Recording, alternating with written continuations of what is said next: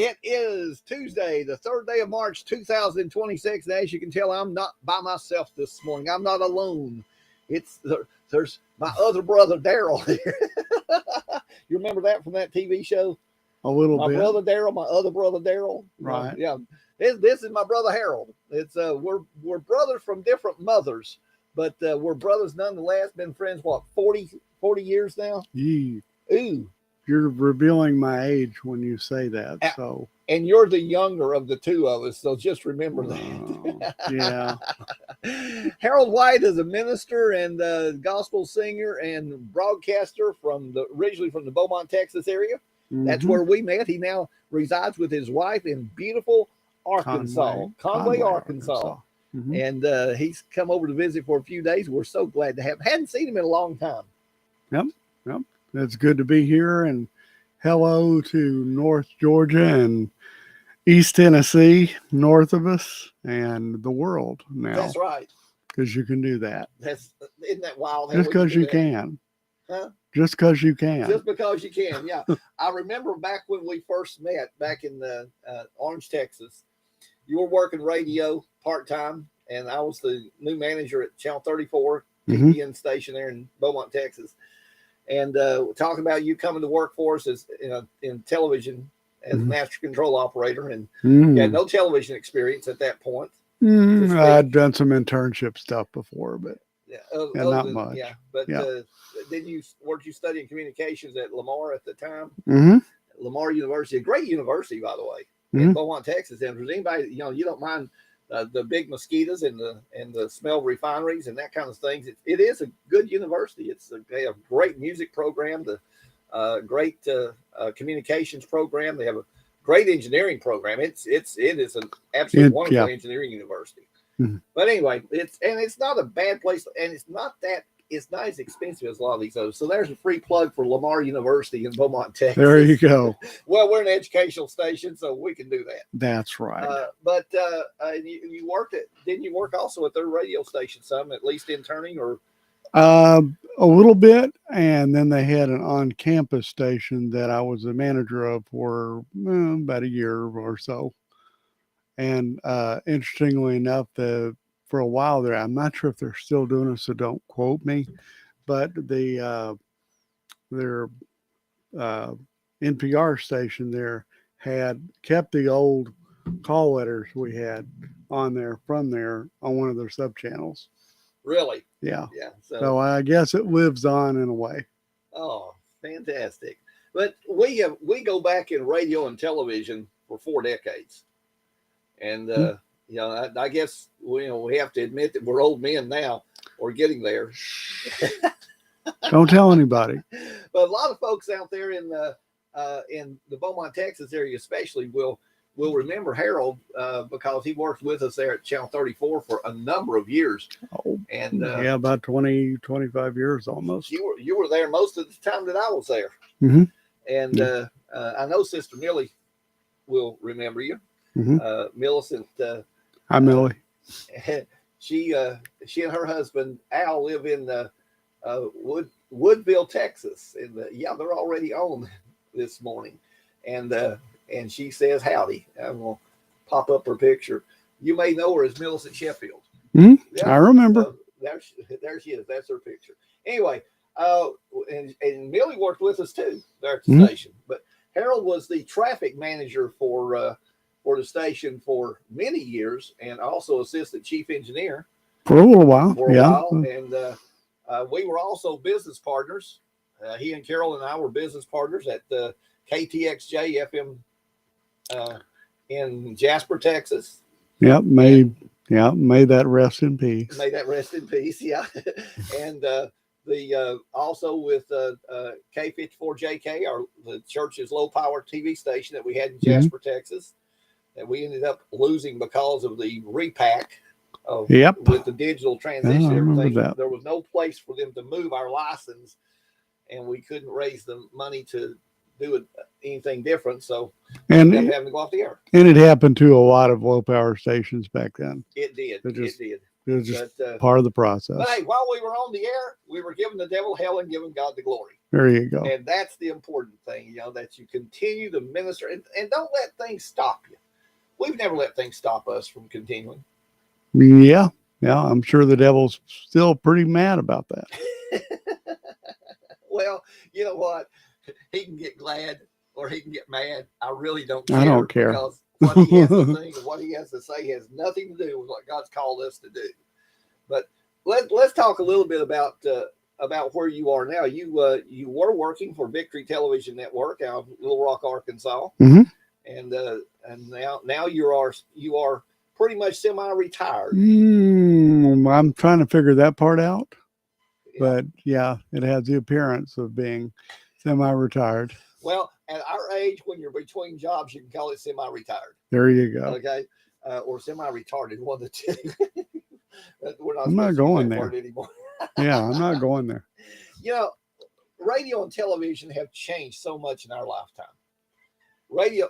Okay, hang on a second. Mr. Al, your buddy wants to come and visit you this morning. Butterscotch is here, and he's visiting with Al, with Harold, too. Another star. Yeah, he has his own fan club. Oh, okay. But anyway, Harold, radio and television have changed so much in our lifetime. I remember when I first started at WBLC-AM 1360 in Lenoir City, where you also worked for a time. For a year or so. It was a tube transmitter. The board, I think, was tubes. The good old days. And we were playing records when I started. We weren't even playing cassette tapes very much. Actual turntables. Actual turntables, like what we have sitting over here, except this is a much newer version. Right. But we were playing, and the music was the music of the church. Good old Southern gospel music. A lot of what we are playing and will be playing more of as we go along. But everything was done by hand. You had to have somebody right there all the time. If you were on the air, someone had to be in the control room. Or you had dead air. And dead air is dead. It's not. But we've gone from there to computerized all the way to computerized transmitters that sit there and monitor themselves. Computers with all the music on it, like what we have here. Automation systems that take all the personality out of radio, unless you choose to go on the air and make it personal. Right. And Butterscotch is rearranging the bookcase behind us. I see. But it's been such a transition, and we've watched all this transition over the years. Some of it has been interesting, some of it has been challenging, and some of it, I think, has been, while I love the computer automation system that we have, because it allows me to operate the station with almost no personnel and still be on the air, it takes a lot away from radio that we had in the old days. Yeah, some of the fun always was in the old days, juggling the carts and the records, and no offense to the very, very young out there, some of you may have not even seen a cartridge in your lifetime, basically a 8-track that spun really fast and recued itself. We use those playing commercials and spots, music, promos. Yeah, it was a long time ago, but it was a lot of fun. The network feed came in on a telephone line. Sometimes. Yeah, and then we finally got satellite feeds, and that we thought we'd gone high cotton when we got satellite feeds. But all these, we grew up working in radio and television in days when you didn't have all the computers to make sure everything was perfect. to make sure everything was done right, and we had to learn how to do it ourselves. And so you'll hear me on the air now. You'll hear me even when I'm switching between songs using the automation system as to feed it. You'll hear me say, more great Southern gospel music coming your way on WBJL FM 92.9, because that's what I'm used to. Mm-hmm. Yeah, and to not hear here's the Hensons, or here's the Happy Goodman family, or here's the Stanleys, with 4 days late, to not hear a DJ actually live saying those things, and to reach over and pick up the telephone and say, who do we have on the phone with us today? or the swap and shop. Yeah, I remember a few of those over the years, different places. Yeah, but it seems that a lot of the personality of radio has been taken out of it, and now it's almost just like if you've got a bunch of music on a tape. It can be dry, to be nice about it. But we're going to make radio exciting again. No, I'm not going there. Make radio exciting again. MREA. Yeah, well, but with local programming, and I'm trying to talk Harold into this, because we can do it from his house in Arkansas. He can do a radio program. It'd be a challenge. It might be fun though. Oh yeah, we can make it fun, but we can also join in and like Sister Millicent was on the air with me one day here, and we talked back and forth. We were able to do it by telephone through the computer, and so the computer and the internet has helped make a lot of changes. But Harold, change is not always bad. Mm-hmm. Well, I think it's lightened the load. And as my age increases, unfortunately, but it happens. As my age increases, I notice, it's kind of nice having all those carts stacked up right there, so I don't have to fumble with them. Reach over and grab a mouse and go clickety click click, and everything goes right. But also it opens up the opportunity to where we're not just broadcasting here locally in Lafayette, Georgia, but this same feed can go out into all the world by way of the internet, and we have a potential audience of billions of people. That's a potential audience. That doesn't mean we have that audience yet, right? But we have the potential audience of billions of people. And we have the opportunity to not only share the music of the church with all these people, but also to share the word of God with the preaching and the teaching of the word. And so if we don't take advantage of it, we've missed out on such a great opportunity for evangelism and discipleship. Yep. Now, you... like me, you've been in radio and television a long time. Do you see the future of radio and television for the church increasing or just kind of stagnating? It's kind of hard to tell at this point, because things have been in such a transition the last 10 to 12 years at least. But the opportunities are there for any church to stream their service live, and many do. That's one aspect of broadcasting that's being done out there. And of course, being able to interact with your I say viewers, but your members of the church, email, keeping track. That's all a daily thing. That's all part of our lives. I mean, what would we do without our cell phone? I'm not sure what to call it. The magic computer in our hands that's more computer than what it took us to put a man on the moon in July of 1969. Yeah, the oracle of all knowledge. Right. Otherwise referred to as a cell phone. Yeah. Yeah. But, and here's the ironic thing. so many ministers just kind of avoid what we're doing here. But from right here in Lafayette, Georgia, this morning at 8:45 a.m. Eastern Time, this broadcast can be heard in Australia, viewed in Australia by Facebook Live and on YouTube, in Red China, unless they block us. Morning, Red China, by the way. Or as Paul Crouch used to say, good morning, hello world. Right.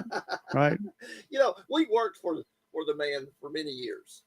And regardless of what anyone has to think about the modern state of Trinity Broadcasting Network, which I have my own opinion now, I'm not going to get into it.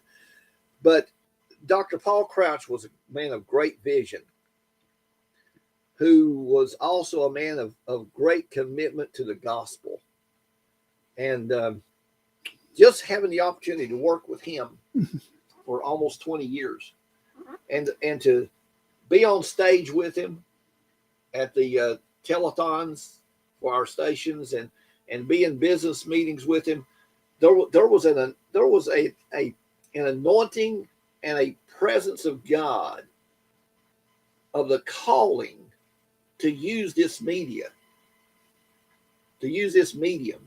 for the gospel, like I had not seen on anyone in the rest of my 50 years in broadcasting. Mm-hmm.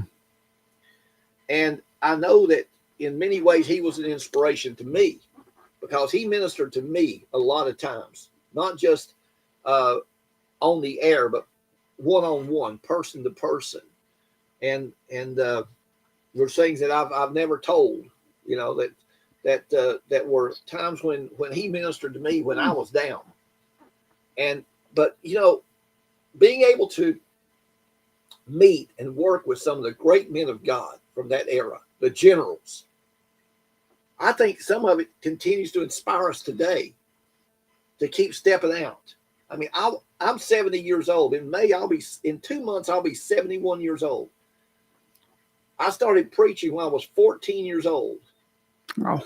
That's a long time ago. But I'm more inspired today by the testimonies of these great men of God that I've had the opportunity to be around and to be my mentors, like Dr. Crouch and Paul, and men like Richard Vaughn, who was a forerunner of television in the Beaumont, Texas area. I remember him. Emmanuel Baptist Church. He was a member of our church there for a while after all that happened, and he retired. Yeah.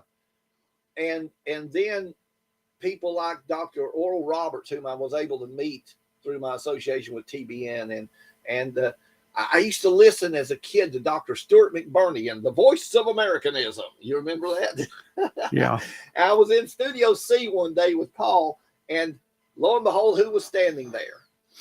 And he introduced himself to me, and I said, and I told him who I was, and you know that I was the manager in Beaumont. And I said, Dr. McBurney, this is a privilege to me because I've listened to you on the radio for years, and it just made his day. But he doesn't know how much it made my day, you know, to get to meet him, because listening to it, and great Bible teachers like what I have several of his books over here. You'll remember this one from WBLC and other places as well. Dr. Oliver B. Green and the Gospel Hour, who passed away in like 1971, but his radio broadcasts are still being aired around the world today. And we do plan on carrying Dr. Green's great Bible teaching. But I think that a lot of these people help to mold and shape the calling that God has on our lives to use broadcast media to reach people. But we can do things today that would have cost us millions of dollars. Well, starting at thousands, but yeah. Yeah. I mean, I remember building my first radio transmitter. You remember your first transmitter? Yes. My first radio transmitter, I actually was not supposed to do it this way, but I put insulators on Mama's clothesline. It was only supposed to have a little short antenna. Right. But I kind of beefed up the output a little bit because I figured out how to build a transistor amplifier circuit. And I won't say how old I was, but I was too young to have an FCC license. But it went from about half a watt to about 5 watts when I got through with it.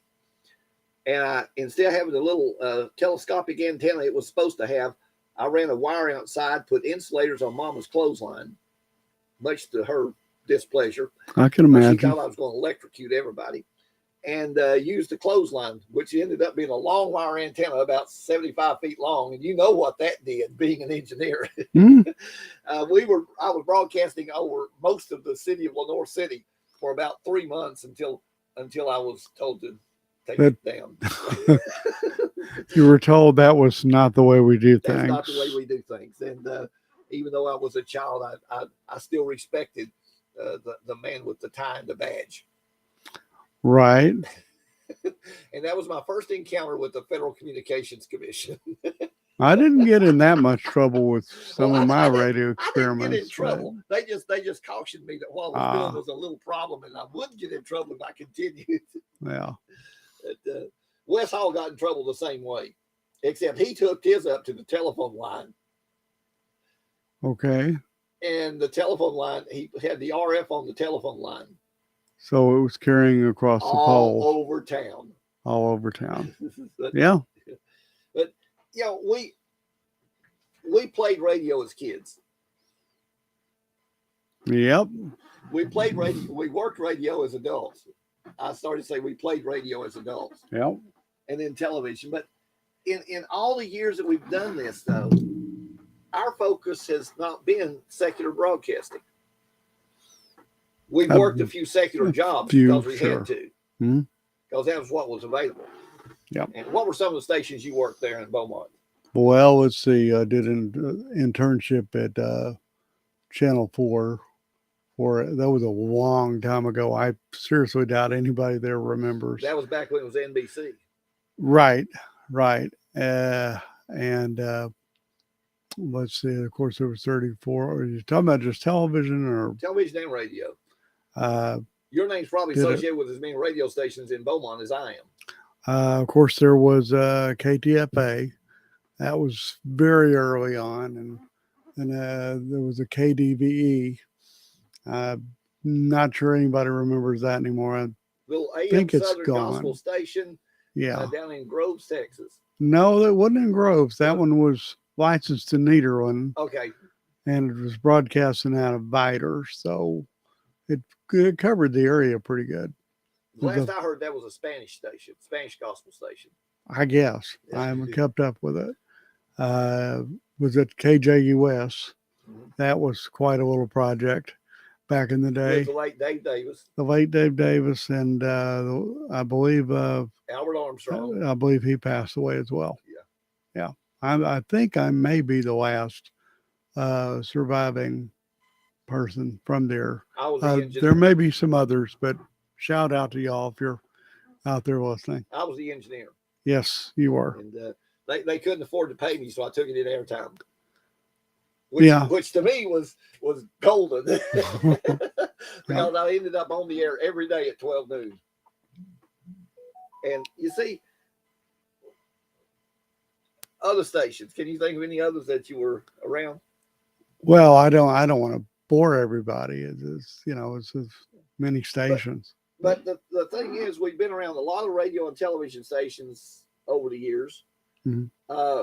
We've focused primarily on gospel stations because that's where our heart was.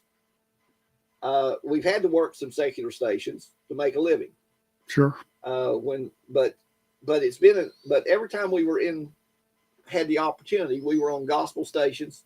We were either purchasing a station, which was what we did in Jasper, Texas. You and I were the original partners on KTXJ before there were some things happened there, and we go in there. We left town. Yeah. But you see, everything that we've done in the ministry has revolved around media, around reaching out beyond the four walls of the church. and getting a lot of comments this morning, but reaching out beyond the four walls of the church. Oh, shout out to August. Oh, yeah, he mentioned. Well, there's that. another That's one. true. There's another one, and I'm going to have. He is one of the others I'm surviving. Our other brother Augie. I wish we could have him on here this morning too. But Dr. August Francis, who pastors a church in Town Bluff, Woodville, Texas, now that used to be a Baptist church. Now it's Congregational Holiness.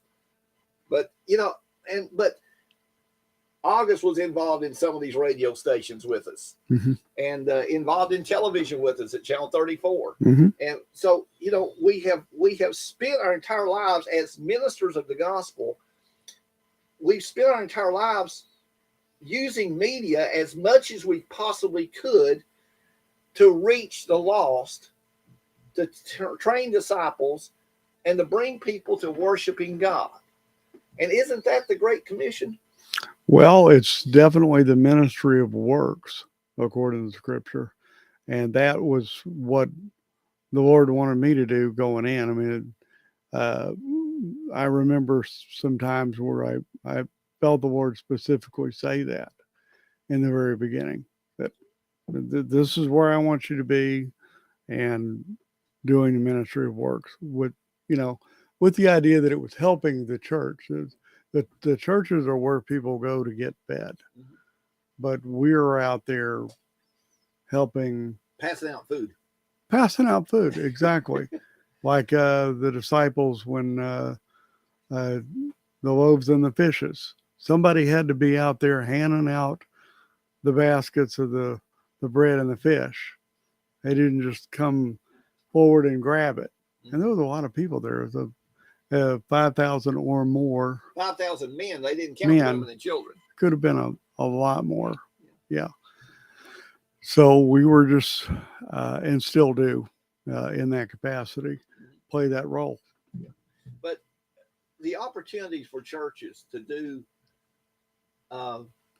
media around the world by way of the internet has opened the doors to so many who, if they will take the time and do it right, not just do it sloppily, but do it right. And it's not expensive to do it right, but be able to reach around the world. You can be a missionary in Africa. As a matter of fact, I was talking to a preacher here a while back who wants me to preach a revival for him. And you know where I'm going to preach a revival from? From Grace Fellowship Church, by way of the internet. And they're going to put it up on a big screen at their church. I'm not going to have to travel, but I'm going to be able to preach and minister, and he and the other pastors of his church are going to be there to pray for the people and whatnot, and we're going to minister and set it up that way. Oh yeah, August says he did the morning program on KJUS. He did. Yeah. So, yeah. And Brother Edgar Bethany. Yes. Oh boy. Yeah, that's another one. And please don't be offended, those that I don't mention, because I run on coffee in the morning, and he also is on Central Time Zone, and he lives on Central Time Zone. He's in Eastern Time Zone. Yeah, and I'm slightly older than I used to be. But, don't tell anybody. We have, between the two of us, and I hate to say this because it does tell our age, but between me, you, and August, we've got over 120 years in broadcast media, because Brother August started out as a camera operator for the late Fulton Sheen. It was in New Orleans, wasn't it? I don't remember where he was at that time, but it's like us. He's been all over the place. Yeah. It's like a country song. I've been everywhere, man. Yeah. But we've seen souls saved and lives changed, and that's what it's all about. We're going to have to do this again. We may do it again this evening, because 30 minutes is not long enough. Well, it's been great, and everyone out there, enjoy your day. And on behalf of Harold White, Brother August Francis, who's listening in, and we'll have him on here too, and in celebration of all those who have helped us to be here, go with God, because he has already gone before you and prepared the way. He is your rear guard. And no matter what happens, my friend, Jesus will always be right there by your side. Now go and have a blessed day and tell somebody about Jesus. And howdy to my wife.